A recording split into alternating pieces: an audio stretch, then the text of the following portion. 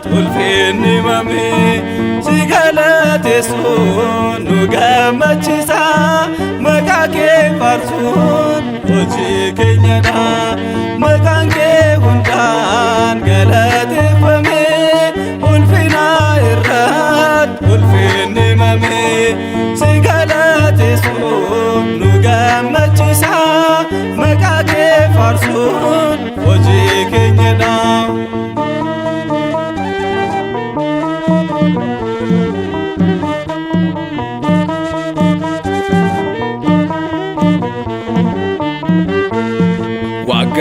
Galateeffame ol samii irratti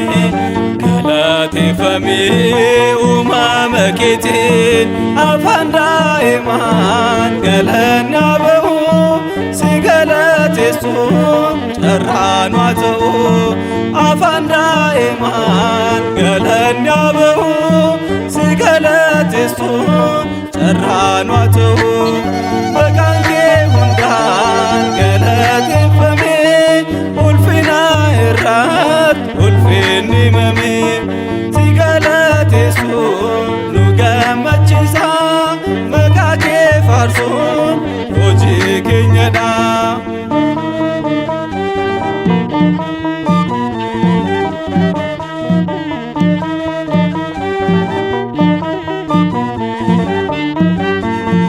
Waan nyaannu dhabne yoo gidiramnu sigalateessuu addaan hin kunnu yandoon gidiraa yoo nutti bu'ees nuti hin faarfanna maqaa keetiif yandoon gidiraa yoo nutti bu'ees nuti hin faarfanna maqaa isaatiif maqaan kee hundaan galateeffame ulfina irrat ulfinni mame sigalateessuun nu gammachiisa maqaa kee faarsuun hojii keenyadha.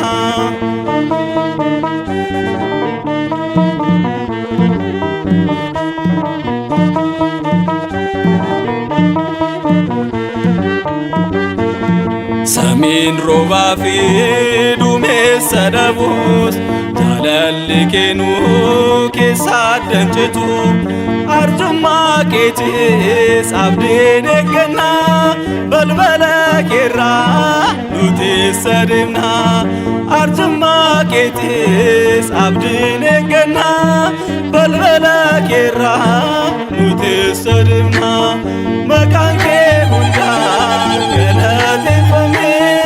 ulfina irraan ulfinni mame sigalateessuun nu gammachiisa maqaa kee faarsuun hojii keenyadha maqaan kee hundaan galateeffame ulfina